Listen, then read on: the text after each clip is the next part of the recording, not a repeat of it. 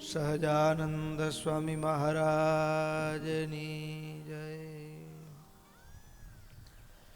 ઈષ્ટદેવ પરમ આરાધ્ય અનંત કોટી બ્રહ્માંડાધિપતિ સર્વનિયંતા સર્વ અંતર્યામી ભગવાન સ્વામિનારાયણ એમના દિવ્ય ચરણ કમળ સાનિધ્યમાં ચારેય કોરવીટ લઈને બેઠેલા અનંત અનંત અક્ષર મુક્તો એમની જ પાવન સન્નિધિમાં અત્રે ઉપસ્થિત પૂજ્યપાદ ભગવત પ્રસાદ સ્વામી તેમજ કથાવિલાસી એવા બાળ યુવાન વૃદ્ધ સમસ્ત ભક્તો સર્વેને ભગવાન સ્વામિનારાયણની ભાવ સ્મૃતિ સહિત સાદર જય સ્વામિનારાયણ. વાલા ભક્તો, ચાલતી નિત્ય સાયંકાલીન શ્રીમદ સત્સંગ જીવન કથા ગંગા હમણાં વચ્ચે માંડવી મંદિરનો અમૃત મહોત્સવ પૂર્ણ થયા પછી છપૈયા ખાતે ખાસ કેન્યાથી લંગાટા સ્વામિનારાયણ મંદિરનું ટ્રસ્ટી મંડળ એનો એક સંકલ્પ એટલે મહાપૂજા કરવા જવાનું થયું. થોડી નાની યાત્રા થઈ એટલે વચ્ચે થોડો ગેપ આવી ગયો. એટલે 10-12 દિવસ પછી આજે ફરીવાર સભામાં એકત્રિત થયા છીએ. છેલ્લે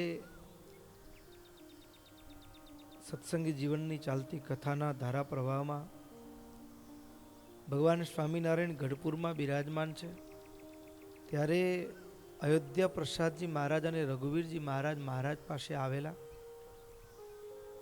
મહારાજને હાથ જોડી પ્રાર્થના કરતા કહ્યું, પ્રભુ તમે અમને એક સેવાની જવાબદારી સોંપી છે, સત્સંગની ધર્મધુરા સોંપી છે, એટલે એમાંય મુમુક્ષુઓ જનોને સામાન્ય દીક્ષા અને ભાગવતી દીક્ષા આપવાનું એક સેવા અમને સોંપી છે. એની સાથોસાથ મંદિરોના નિર્માણ કરાવ્યા અને મંદિરોની વહેંચણી એનો જવાબદારી પણ તમે સોંપી છે. પણ આ મંદિરોની અંદર ઉત્સવો કેવી રીતે ઉજવવા? આપણા ગામમાં નવું મંદિર થાય તો જન્માષ્ટમી કેમ ઉજવવી આપણને કેમ ખબર હોય? પારણ્યું રાખવું, આ કરવું, કેવી રીતે ઉજવવા ઉત્સવ? તો મહારાજે વિગતે વાત કરો એટલે મહારાજે ઉત્સવો કેવી રીતે ઉજવવા એની વાત કરી. અને મહારાજ ગઢપુરમાં બિરાજમાન છે ને ત્યારે એક વખત ગોપાળાનંદ સ્વામી અથૈકદા તમાસીનમ કૃત નિત્ય વિધિમ હરિમ નત્વા પ્રપચ્છ ગોપાલાનંદો મુનિરુદારદી.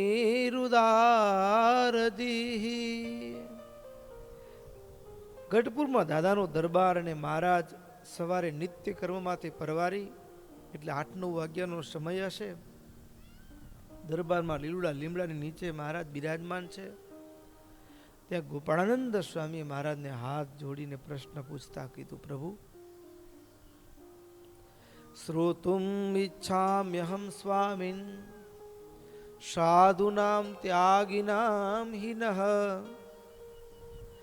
ત્વદાશ્રિતાનામ સર્વેષામ ધર્માનિહ સવિસ્તરમ. પ્રભુ એક ઈચ્છા છે હૃદયમાં. ઈચ્છા શું? તો કે સાધુના ધર્મ, ત્યાગીના ધર્મ જાણવાની ઈચ્છા છે. ત્યારે મહારાજ રાજીપો વર્ષવતા કીધું કે બહુ સારું, તમે જે પ્રશ્ન પૂછો તમે બહુ રાજી થયા, બહુ રાજી થયા અને એમ હવે કહીએ છીએ સાંભળો. મહારાજ કે અમે જે ધર્મની વાત કરશું એ ઉદ્ધવ સંપ્રદાયની નીતિ રીતિ પ્રમાણેની હશે. એમાંય ત્યાગી એટલે ભક્તો આમ તો આ ઈશ્વરની સૃષ્ટિ ઈશ્વરના દરબારમાં બે બગીચા છે, એક ગ્રસ્થાશ્રમ અને બીજો ત્યાગાશ્રમ. ગ્રસ્થાશ્રમ અને ત્યાગાશ્રમમાં બે બગીચા છે ઈશ્વરની સૃષ્ટિના. બંને રસ્તાઓ છે ભગવાન તરફ જવાના. કયો રસ્તો પસંદ કરવો એ વ્યક્તિએ પોતે પોતાની પાત્રતા જોઈ અને રસ્તો પસંદ કરવાનો હોય છે. આપણું મન જગત તરફ ખેંચાતું હોય, હજારો સ્ત્રીઓમાંથી એક સ્ત્રીમાં અને કે હજારો પુરુષોમાંથી એક પુરુષમાં મન સ્થિર થાય એના માટે ગ્રસ્થાશ્રમ લગ્ન જીવનની વ્યવસ્થા શાસ્ત્રોએ આપી. જ્યાં ત્યાં મન ભટકે એની જગ્યાએ એક પાત્રમાં સ્થિર કરો અત્યારે, અને જીવનની ઉત્તરાવસ્થા આવે એટલે એકમાંથી પણ પાછું વાળીને ભગવાન તરફ લઈ જાઓ. એટલા માટે 4 આશ્રમની વ્યવસ્થા હતી. પેલો બ્રહ્મચર્યાશ્રમ, બીજો ગ્રસ્થાશ્રમ, ત્રીજો વાનપ્રસ્થાશ્રમ અને ચોથો સંન્યાસ આશ્રમ.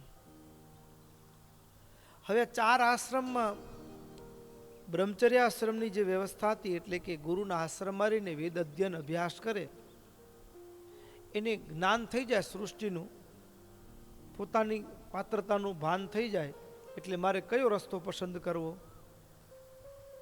એક રસ્તો છે એ બ્રહ્મચર્યાશ્રમ, પછી ગ્રસ્થાશ્રમ, પછી વાનપ્રસ્થાશ્રમ ને પછી સંન્યાસાશ્રમ તરફ જાય છે. અને બીજો રસ્તો છે એ એવો છે કે જો પોતાના મન ઉપર પોતે સંયમ રાખી શકતો હોય તો બ્રહ્મચર્યાશ્રમ પછી સીધો જ સંન્યાસાશ્રમ સ્વીકાર કરી લે.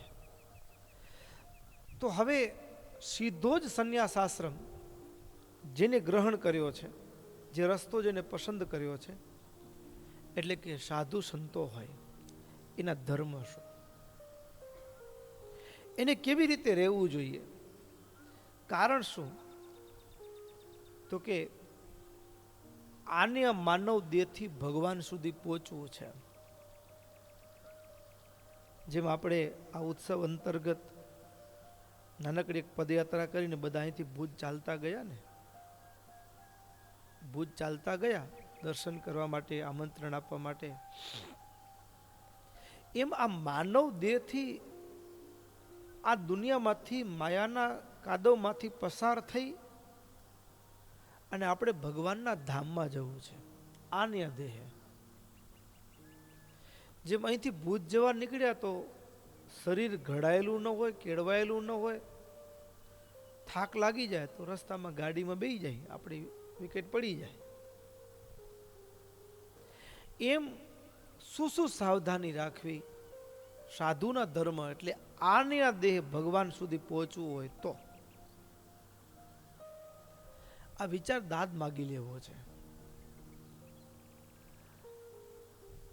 ભલે આ વાત અહીં કને ગોપાળાનંદ સ્વામી અમારા સાધુ વતી પૂછી છે, પણ આમ સામાન્ય રીતે બધાને આપણે વિચાર કરીએ, કોઈ પ્રશ્ન પૂછે, કોઈ એવો વિચાર આવ્યો છે આપણને કે આપણે ભગવાનને ક્યારે મળશું?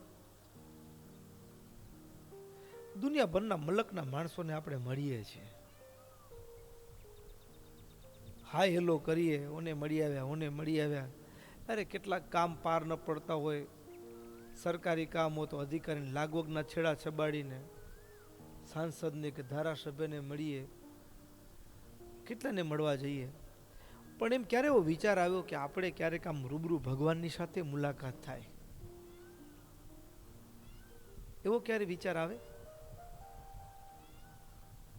રૂબરૂ ક્યારે મળશું? ક્યારે થશે એવો મેળાપ? ક્યારે છૂટશે આ જગતની ઝંઝાટ? એના માટે શું તૈયારીઓ કરવી પડશે? એના માટે શું સાવધાની રાખવી પડશે? આ પ્રશ્ન ગોપાળાનંદ સ્વામીનો છે.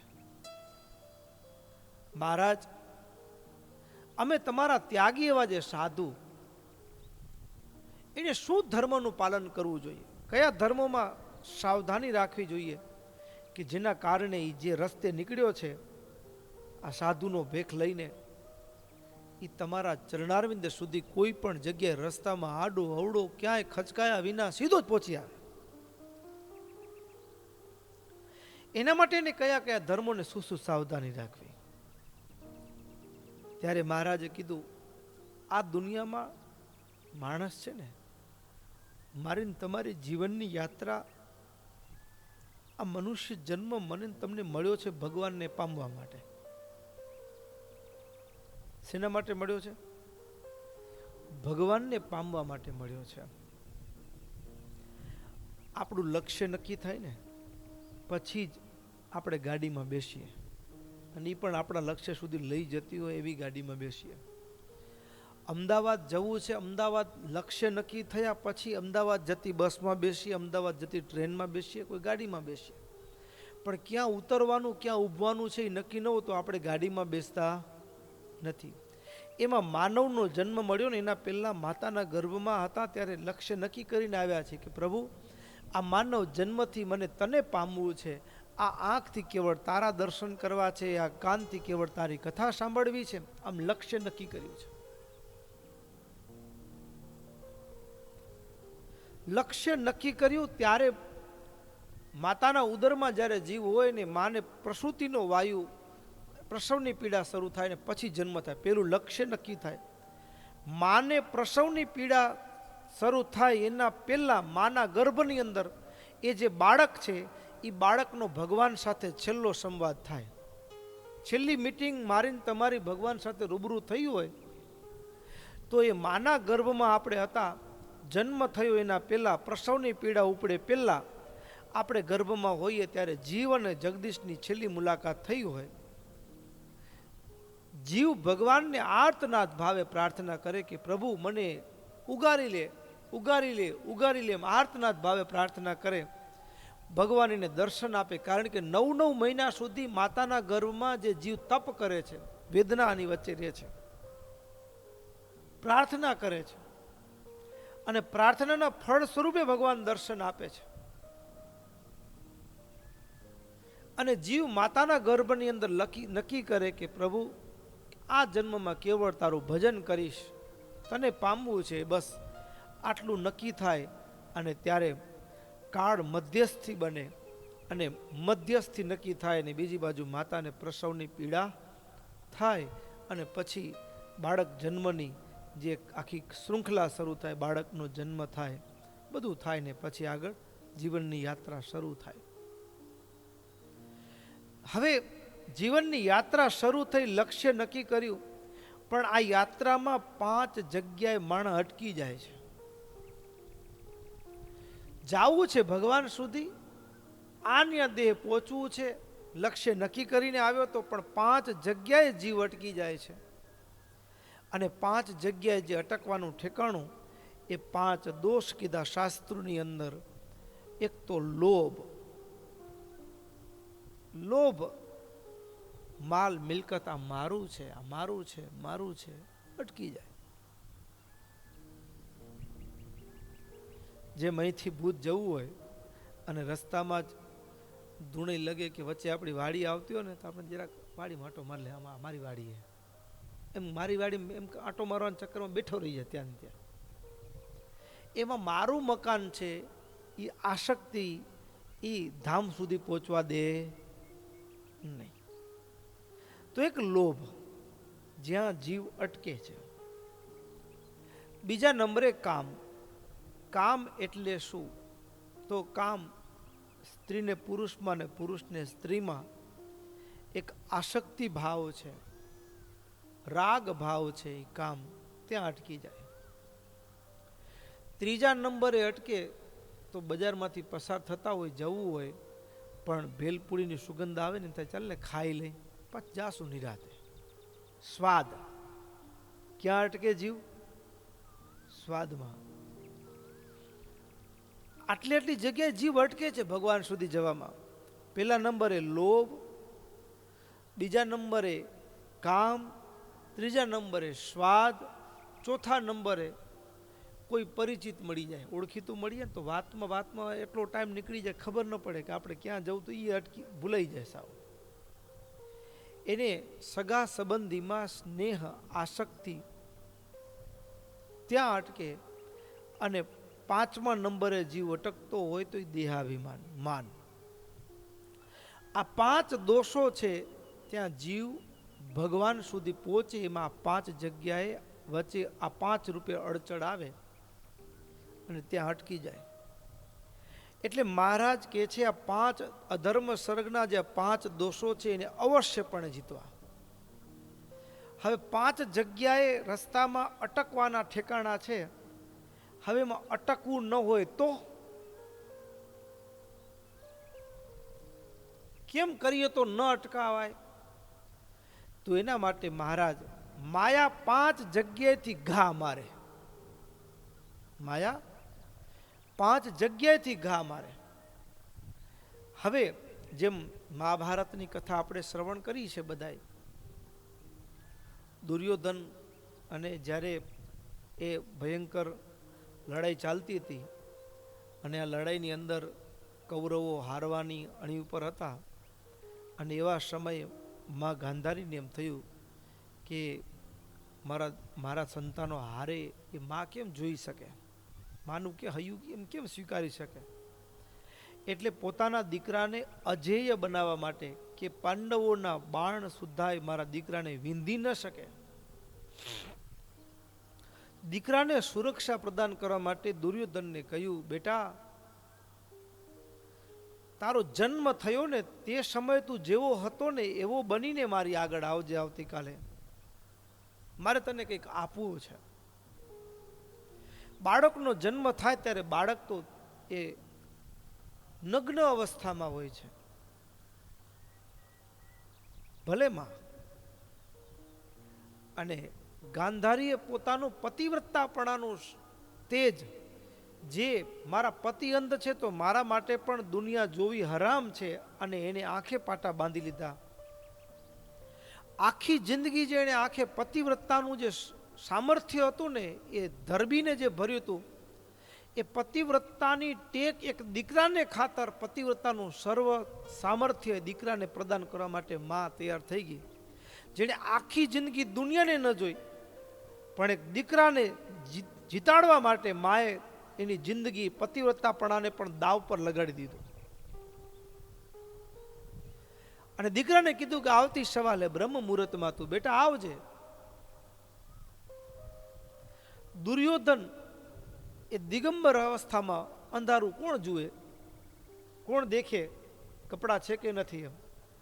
અને એવા ટાણે ભગવાન શ્રી કૃષ્ણ પરમાત્મા રસ્તેથી નીકળ્યા અને જાણે નજર કરી હોય અને કોઈ દિગંબર દેખાય ને મોઢું ફેરવી લે એમ ભગવાને એવો દેખાવ કર્યો. ક્યાં જાય છે? કીધું માએ બોલાવ્યો છે. આવી રીતે માની આગળ થોડો વિવેક તો હોવો જોઈએ કે નહીં? પણ માએ કીધું છે કે જન્મ, અરે ભાઈ તે દી તું નાનો હતો. હવે તે દિવસે તું નાનો હતો, તે દિવસે માની ગોદમાં હતો. આજે તું 50-60 વર્ષનો માની ગોદમાં શું? થોડો વિવેક હોવો જોઈએ કે નહીં? કમસે કમ આખું શરીરની તો કાંઈ નહીં પણ થોડુંક અંગ ઢાંકવા જેવું છે એ તો ઢાંક. તું કોની આગળ જાય છે એટલો તો વિવેક રાખ. અને દુર્યોધને માની આજ્ઞા પણ રહે અને થોડો વિવેક પણ જણાય એના માટે એને ઝાડના પાંદડા બાંધી દીધા જાંગના ભાગે, અને પછી માની આગળ ગયો.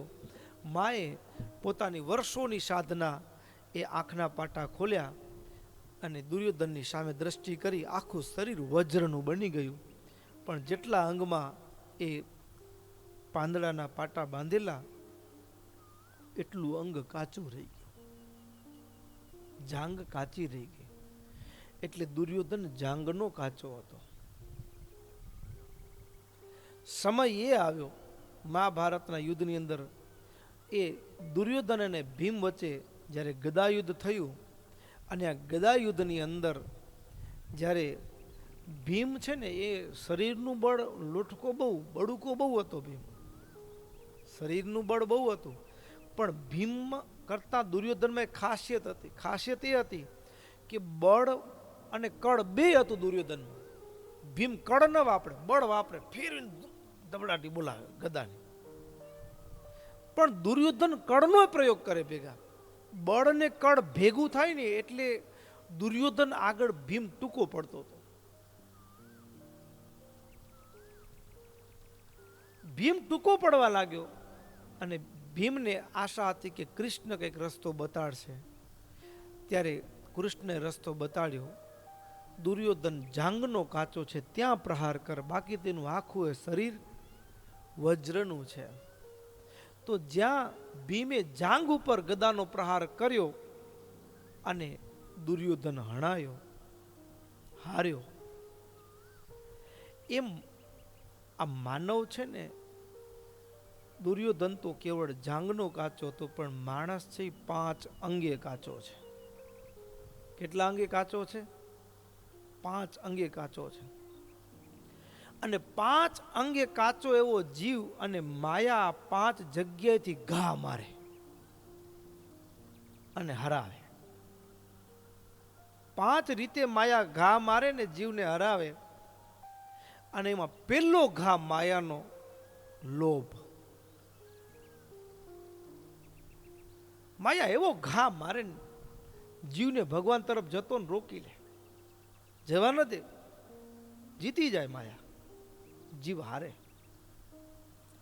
તો એના માટે મહારાજ કહે છે, જ્યારે માયા પ્રહાર કરે છે 5 અંગ ઉપર, એમાં પહેલું નબળું અંગ જીવનું છે એ લોભ છે.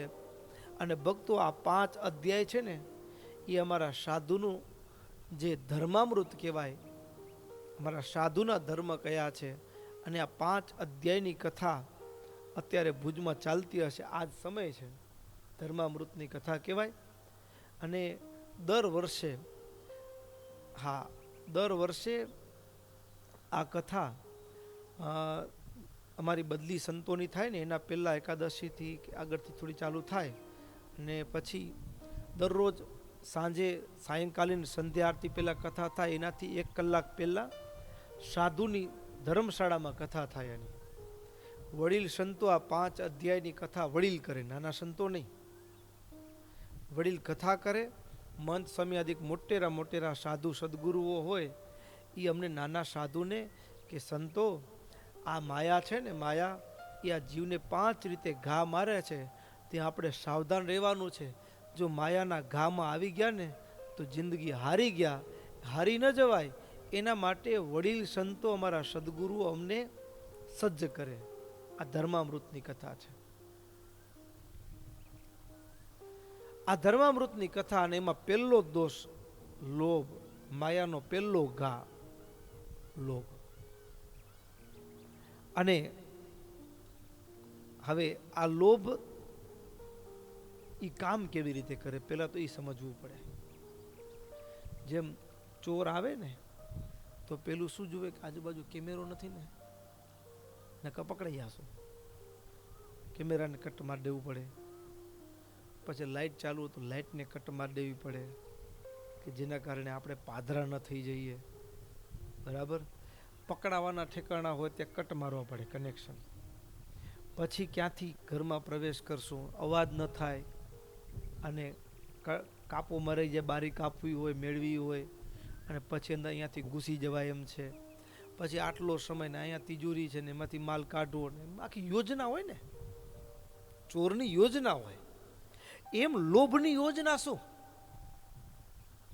આ લોભ છે, જે 5 અંગે જીવ કાચો રહી જાય છે, એમાં પહેલો માયાનો પ્રહાર લોભ. અને લોભ કેવી રીતે કામ કરે? તો મહારાજ કહે છે, લોભ છે ને, સૌથી પહેલી વાત તો સમજી લેવાની કે આ લોભ છે ને એ પાપનો બાપ છે. આ લોભથી બધા પાપ થાય.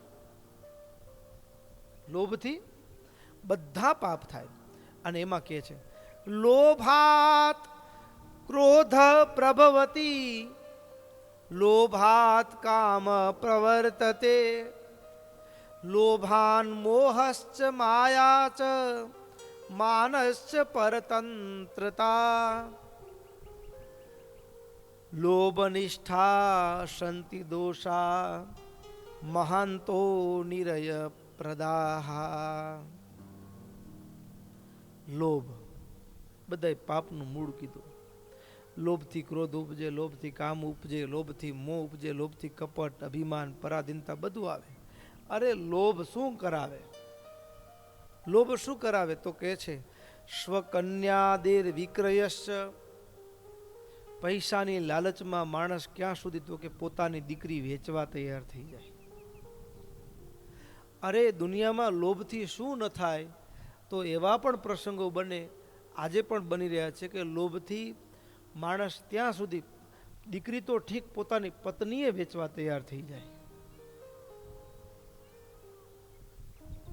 પૈસો, લોભ. નીચસ્યાપી ગૃહે નૃણામ લોભાનેવ હિ વિત્તાદેર મનુષ્ય ચ વિક્રય.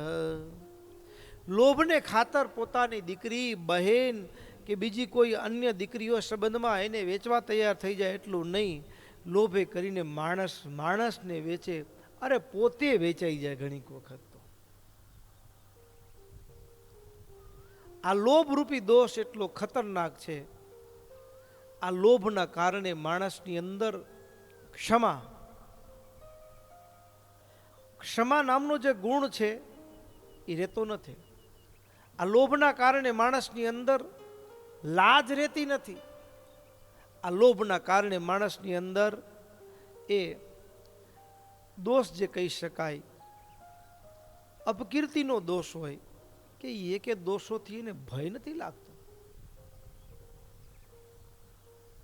અરે શું કરે, લોભથી માણસ કેટલું કેટલું કરવા તૈયાર થઈ જાય. વિહારીલાલજી મહારાજે કળશમાં બહુ સરસ વાત કરી છે, બે ચાર કડીઓ સાંભળીએ. અત્યંત જાગે ઉર લોભ જેને રે, શું પુણ્ય કે પાપ સૂજે ન તેણે રે. અત્યંત જાગે ઉર લોભ જેને રે, શું પુણ્ય કે પાપ સૂજે ન તેણે રે. લોભે કરી ન રહે જ જ્ઞાન રે, લોભે કરીને ન રહે જ્ઞાન રે. લોભી દિશે પ્રોઢ પશુ સમાન રે. વૈરાગ્ય પામી ઘર બાર ત્યાગે રે, જે છે પછી અંતર લોભ જાગે રે. વૈરાગ્ય પામી ઘર બાર ત્યાગે રે, જો તે પછી અંતર લોભ જાગે રે.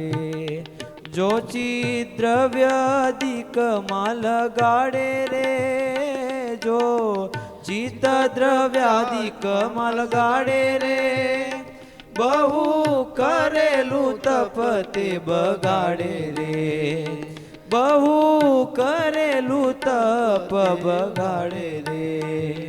જો દેવ અર્થે પણ ધર્મ છોડી રે, કમાઈ આપે ધન એક કોડી રે.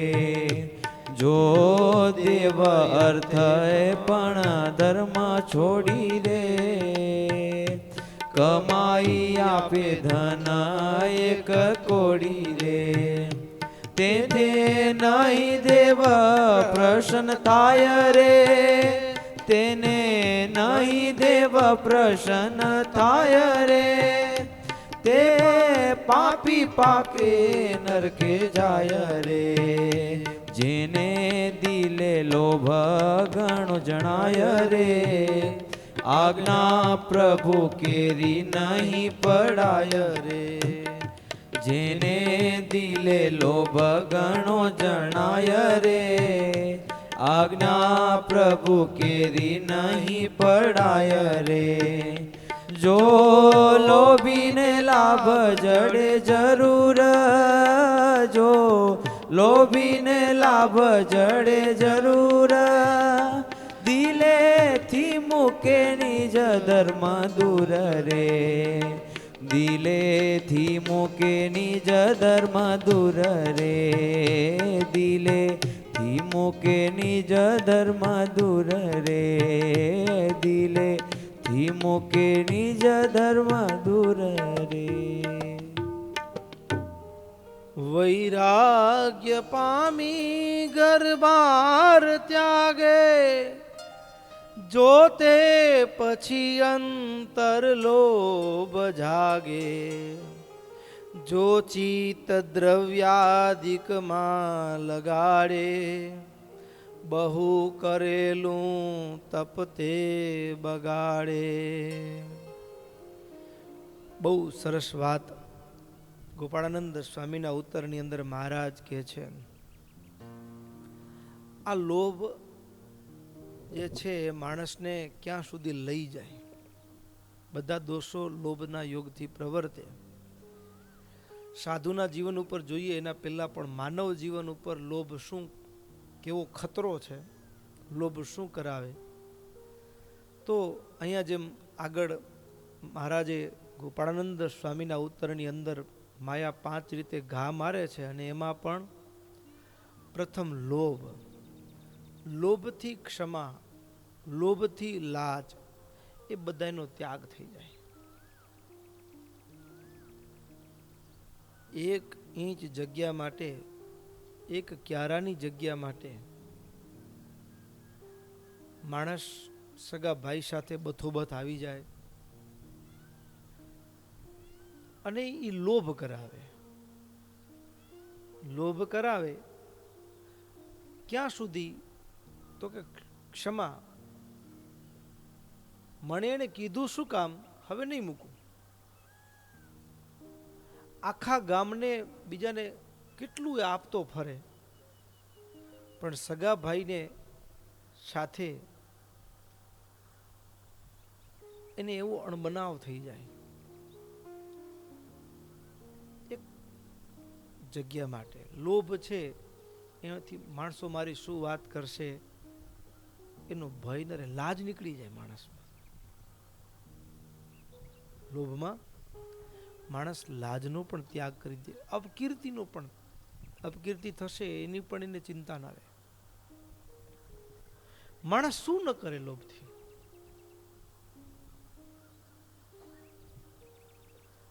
અને મહારાજ લોભથી માણસ ખોટું બોલે,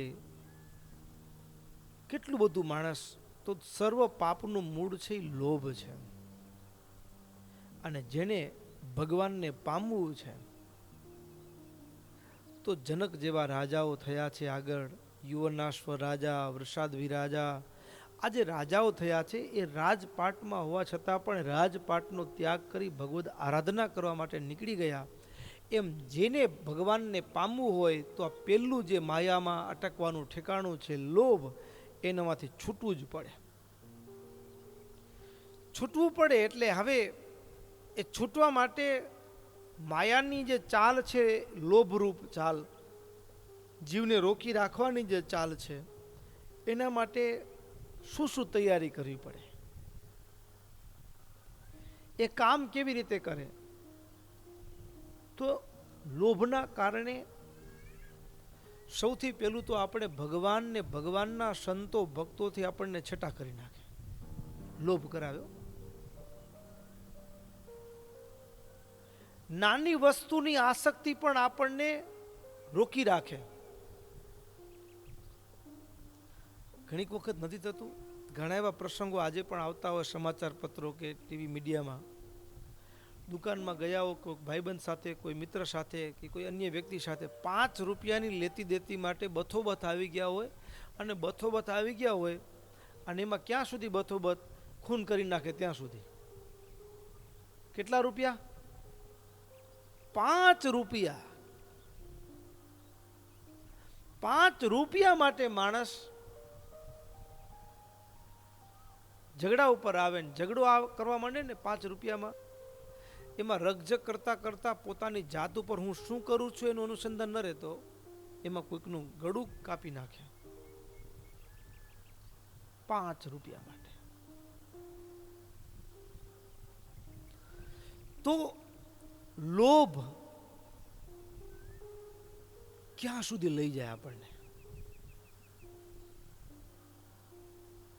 તો સૌથી પહેલા લોભમાંથી છૂટવા માટે એક વિચાર દ્રઢ રાખવો પડે, અને એ છે નાશવંતપણાનો. કે હું જેના માટે મરમર કરું છું એ તો નાશવંત છે.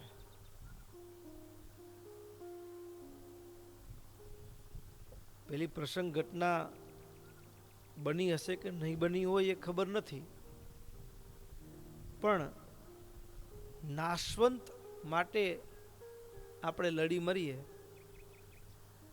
પેલી વાત એવી છે કે એક ધર્મશાળાની અંદર ભર્તૃહરિ રાજા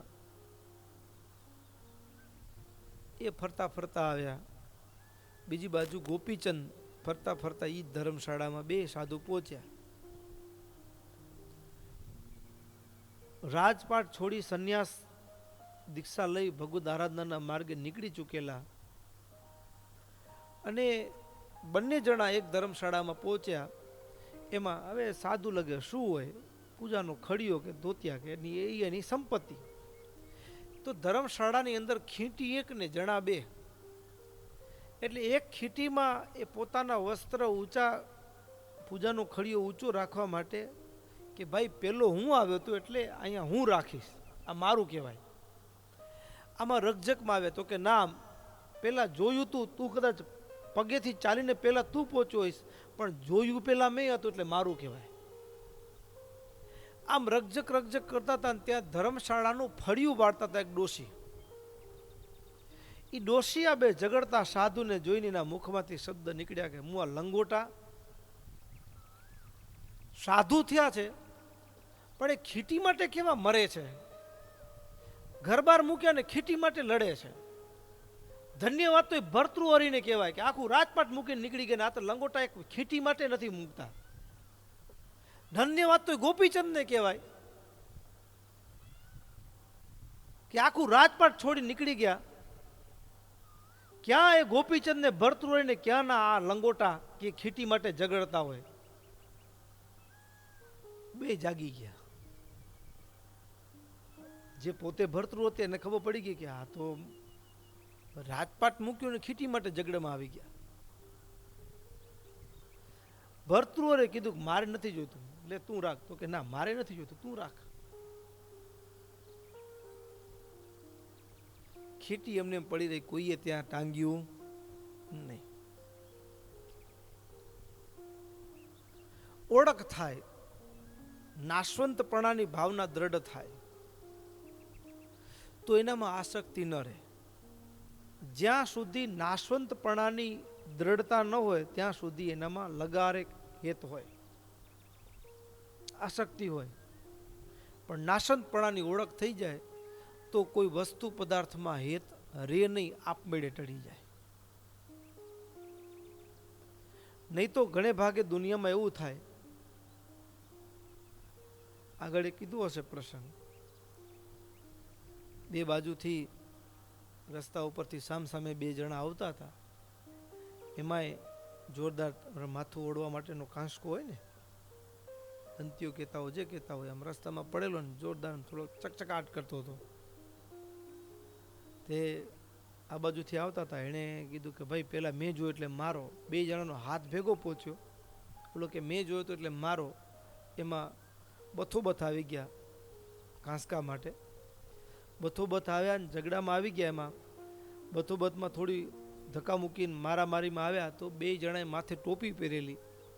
રકઝક કરતા મારામારી કરતા કરતા બેની ટોપી ઉડી ગઈ તો બે ટાલિયા હતા પાછા.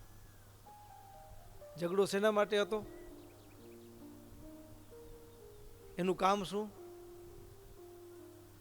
વાળ ઓરવાનો. પણ હતા પોતે કેવા? બે ટાલિયા. આપણે જેના માટે ઝઘડીએ છીએ એ પાછું આમ વિચાર આવે ન આવે. આપણે જેના માટે રાત દિવસ ઝઘડા કર્યા હોય, મરી જાય ત્યાં સુધી મૂક્યું ન હોય, અરે કોર્ટમાં કેટલા કેસ કર્યા હોય ને, કબાડા કર્યા હોય ને, કેટલા પૈસા ખવડાવ્યા હોય ને, જમીન પોતાના નામની કરવા માટે કર્યું ને, બધું કેટલું બધું ખાવા દાવાનું બધું કરી નાખ્યું હોય.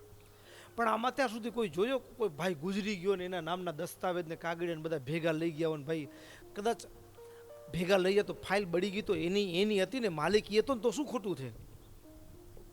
લઈ જાય એવું તો લાગે, કમસે કમ કોઈ લઈ ગયો એવું લાગે છે?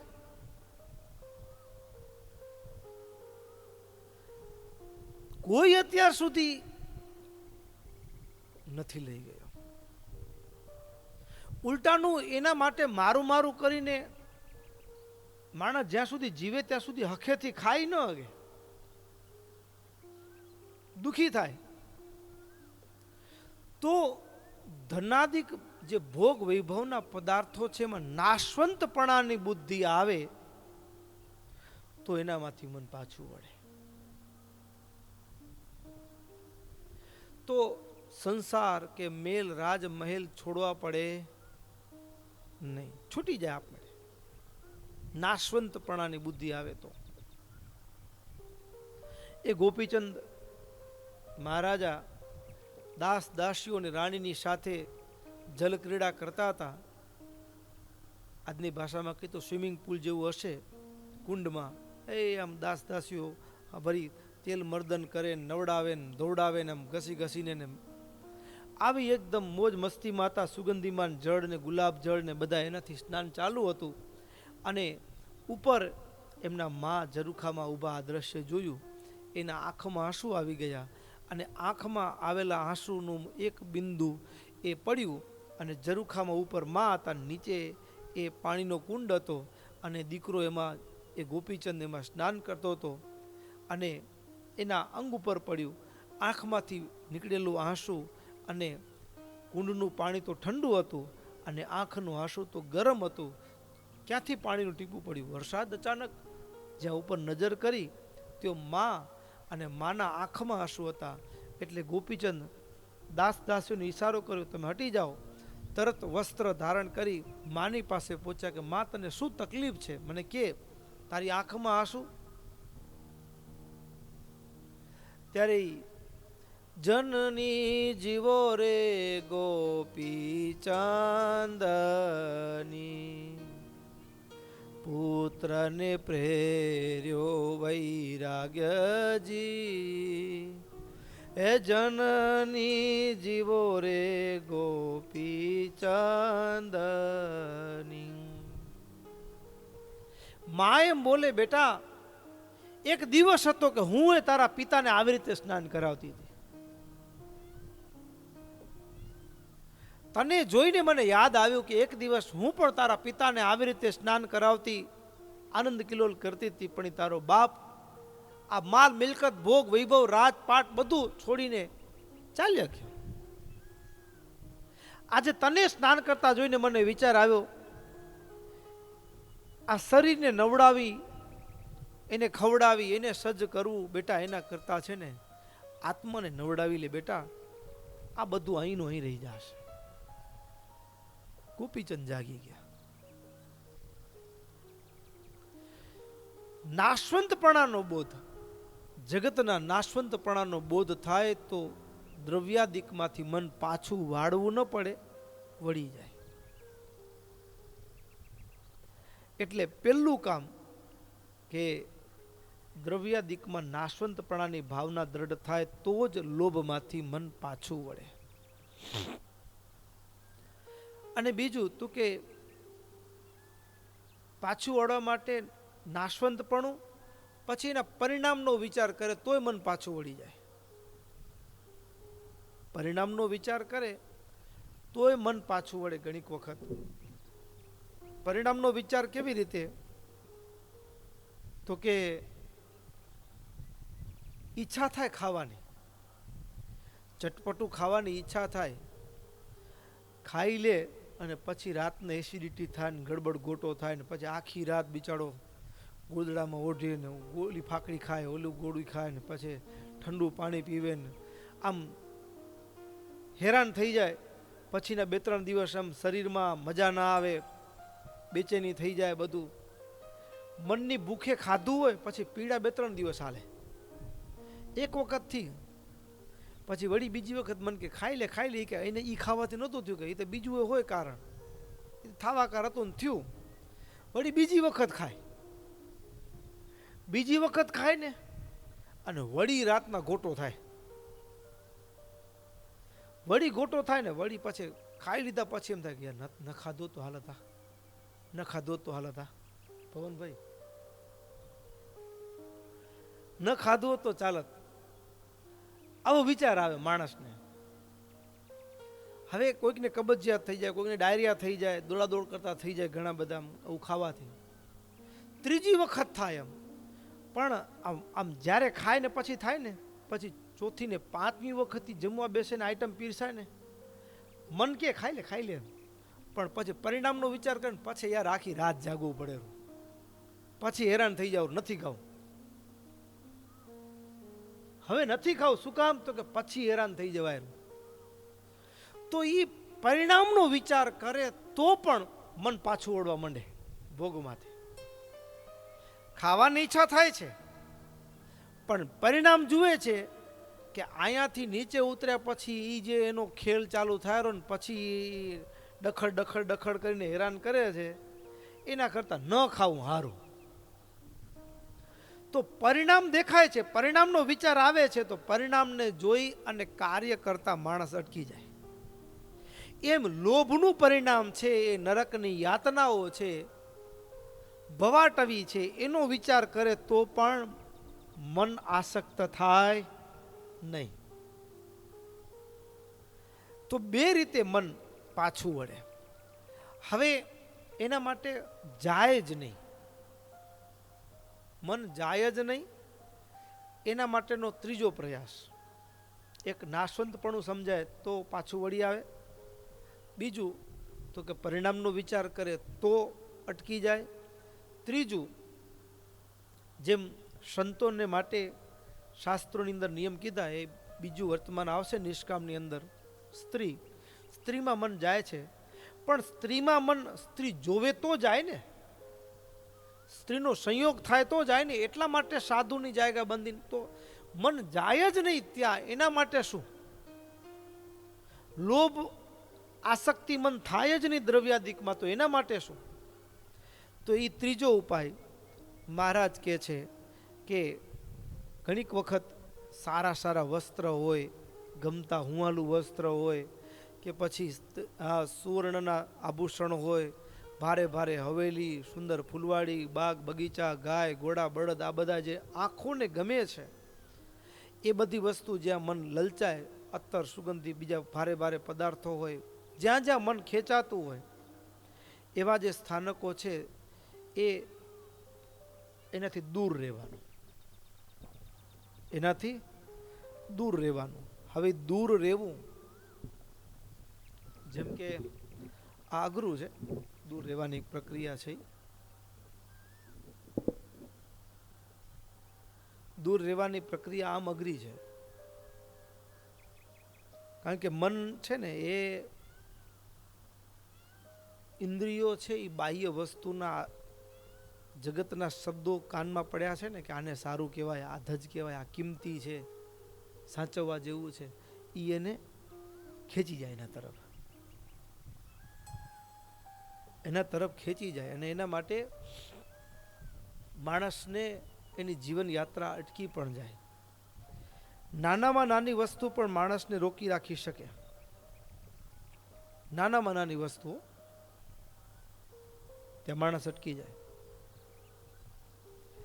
એટલા માટે અમારા સાધુને મહારાજે કીધું કે કેટલા વસ્ત્ર રાખવા, કપડામાં પણ મન અટકી ન જાય. એટલા માટે સાધુને માટે આ નિર્લોભી વર્તમાનની અંદર ગ્રસ્થએ 6 મહિના પહેર્યું હોય એવું વસ્ત્ર, ધોતી તમે 6 મહિના પહેર્યું હોય ને, એ ધોતી સાધુ માંગે. ભગત ધોતી જોઈતી હતી, ફાટી ગયું છે.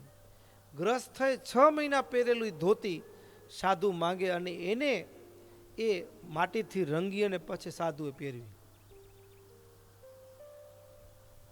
નહીતર કપડામાં પણ મન અટકી જાય. લ્યો, કપડામાં પણ મન આસક્ત થઈ શકે છે. તો મહારાજે સાધુએ કેટલા વસ્ત્ર રાખવા, તો કે ગ્રસ્થ પાસે માંગી ધોળા વસ્ત્રના ટુકડા વળી કરેલી ટાઢને એક ગોદડી રાખવાની. એ ગ્રસ્થ પાસે માંગવાનું કપડું એનામાંથી બનાવેલી ગોદડી હોય છે. પછી કોપીન, પછી એની ઉપર ધારણ કરવા માટે 2 ધોતિયા, ઉત્તરીય વસ્ત્ર હોય, પછેડી, આ ખેસ જેને કહીએ ઉત્તરીય વસ્ત્ર. પછી જળ ગાળવા માટે એક વસ્ત્રનો ટુકડો રાખવો, કાન ઢંકાય એવી ટોપી, એ અમે સંતો પાઘડી પહેરીને, રૂમાલ જેને કહીએ, અમારી ભાષામાં રૂમાલ કહીએ, તમારા ભાષામાં પાઘડી કહ્યું એને. એ ચોરસ કપડું હોય એટલે રૂમાલ કહેવાય એને. તો એની અંદર એક ટોપી હોય, પણ એ ટોપી તમે શિયાળાના સમયમાં જોયું તો ઘણા સંતો એટલે કાન ટોપી કહીએ. એમ મુક્તાનંદ સ્વામીનું ચિત્ર દર્શન કર્યું હોય તો કાન ઢંકા એવી ટોપી મૂળજી બ્રહ્મચારીમાં જોવા મળતી હોય એવી. તો એ એક ટોપી, અને ટોપી ઉપર માથે બાંધવાનો ચોખંડો રૂમાલ, એટલે પાઘડીમાં જે અમે કરીએ છીએ. તો કોપિનથી માંડીને રૂમાલ સુધી રાખવાના જે વસ્ત્ર છે એ ગ્રસ્થ પાસે માંગ્યા વિના પોતાની મેળે જો નવા વસ્ત્ર હોય એ ન લેવાના, બરાબર. અને પાછું એ પણ જૂનું રાખવું. ગોદડી રાખી હોય, શિયાળામાં કામડી રાખી હોય ઓઢવા માટે, જેને આપણે ધાબડી કહી કે જે કયો તે, એ નવું કે જૂનું મળ્યું રાખવું, પણ એ ટાઢ હરે એવું એક જ રાખવું, જાજા નહીં પાછું. અને થોડા મૂલ્યવાળું એવું રાખવું. પછી હા, એમાં પછી આમ સાધુ હોય, આમ પાટલી બાટલી રાખી હોય આમ બરાબર, ને એમાં વળી સોનાના તારવાળી આમ ઝીકઝેક કરેલું હોય, ને પછી આમ રૂમું ઝૂમું થતું હોય તો એ મેળ ન પડે, એ એને રોકી રાખે. આસક્તિ છે. એક વસ્ત્ર પણ માણસને દુઃખી કરી શકે. એક મહાત્માજી રસ્તેથી નીકળ્યા અને એમાં નદીનો કિનારો, વડલાનું ઝાડ, અને ત્યાં જ આગળ એક સંઘ રોકાયેલો.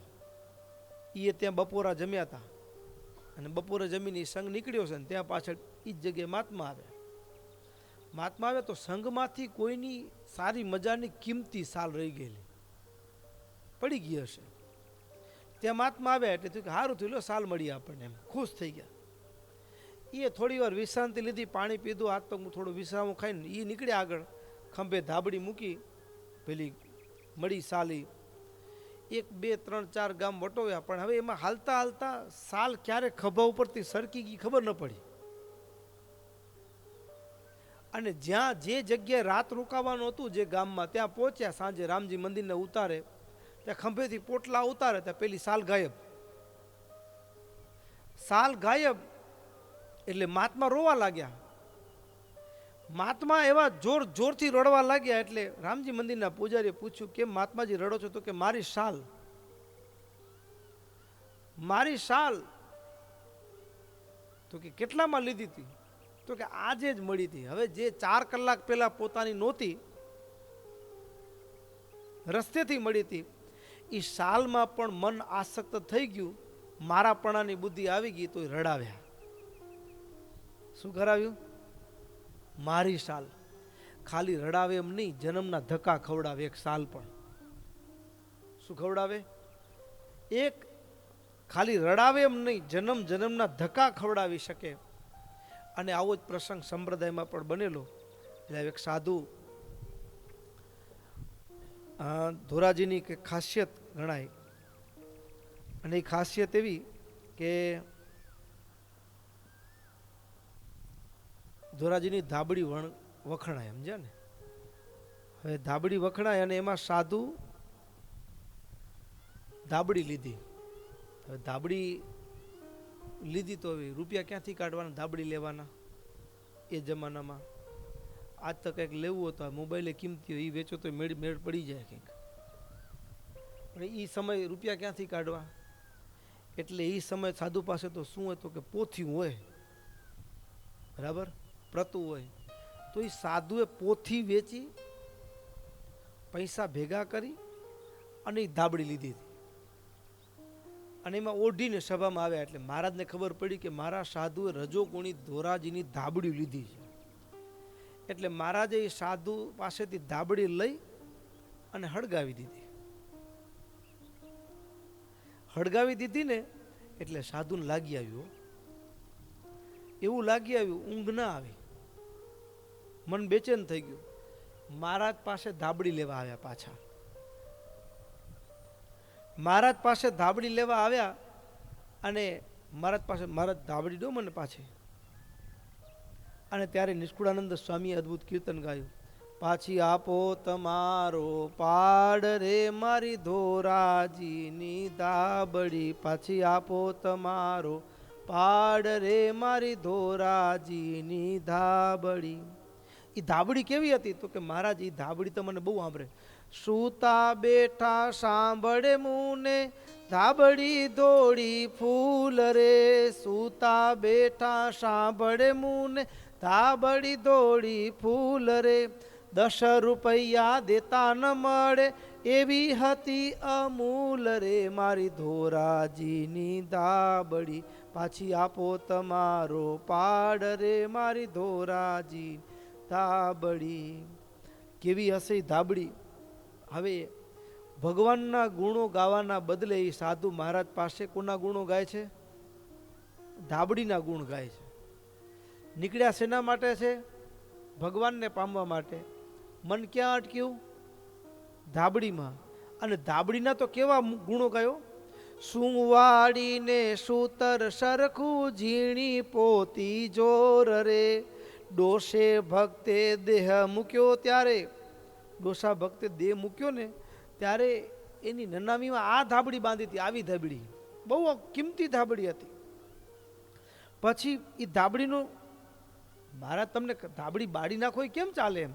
એ ધાબળી લીધી કેમ હતી ખબર છે? તો કીધું પાઠ કીધાનું પુસ્તક દીધું, લીધું તેનું ધન રે. રોજ પાઠ કરવાનું શાસ્ત્ર તું વેચ્યું.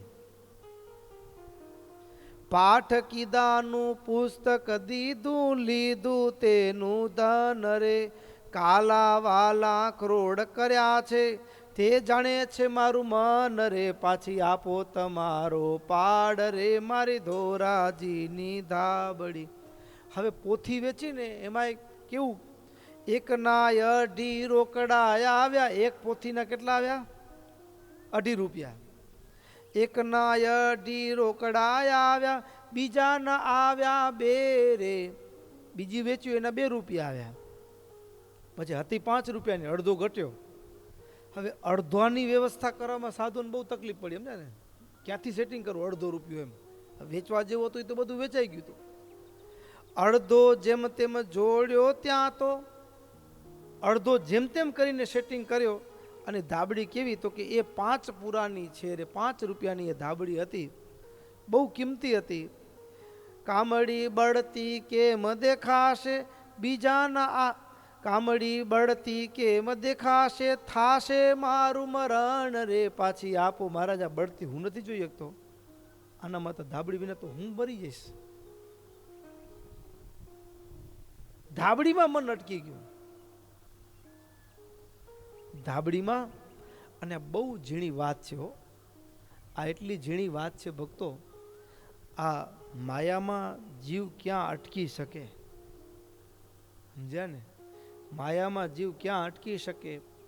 માલ મિલકતમાં તમે જેમ ગ્રસ્ત, તમારું આ મારું ઘર, જેમ પેલી વાત આવે, એક શેઠિયો હતો, મકાન બનાવેલી હવેલી. અને હવેલી એટલી જોરદાર, પણ કોઈ પણ નીકળે ને એટલે એનો અરમાન એવું કે આ હવેલી બનશે.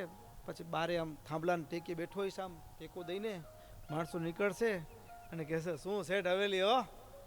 અને પછી જેમ આનંદ થાય ને કોઈક વખાણ કરે પોતાની હવેલીના, એ સાંભળવાની ઈચ્છા હતી. હવે હવેલી તો પૂરી થાય ને વાસ્તુ થાય ને પેલા તો ગુજરી ગયા શેઠ. પણ હવેલીનો લોભ રહી ગયો. હવેલીનો લોભ રહી ગયો તો પછી કૂતરું બનીને આવ્યા. હવે એ થાંભલાને ટેકે બેવે કૂતરું. પણ હવે ઘરની વહુ બેવાડે, છોરાની વહુ, એ લાકડી લઈને જે ધબડાવે ઉઈ કરતું જાય. પણ પાછું ગમે એટલી લાકડી મારે પણ ત્યાં જ આવીને બેબે, ત્યાં જ આવીને બેસે. એ હવેલીની વાસના, એ લોભ એને કૂતરાનો જન્મ ધરાવે. સમજ્યા ને? કૂતરાનો જન્મ ધરાવે. એમ ગ્રસ્થને ધરાવે એમ નહીં, એમને સાધુને ધરાવે. હા, સંતો પણ એટલા માટે મહારાજે કીધું વસ્ત્રમાં આસક્તિ રહી જાય તોય ધરાવે, પછી પૈસામાં ધનમાં આસક્તિ રહી જાય તો જન્મ ધરાવે. મંદિર બાંધતા હોય મેં બાંધ્યું છે, આ મારું છે. મારું આવે ને, જ્યાં મારું આવે ને આ મેં, હા. પછી અમારા સાધુ હોય, આપણે તો હજી પ્રમાણમાં તો સારું છે. ઘણીક વખત બદલીયું મહારાજ એટલા માટે આ બદલીની સિસ્ટમ રાખી છે. હવે આવે છે ને બદલી,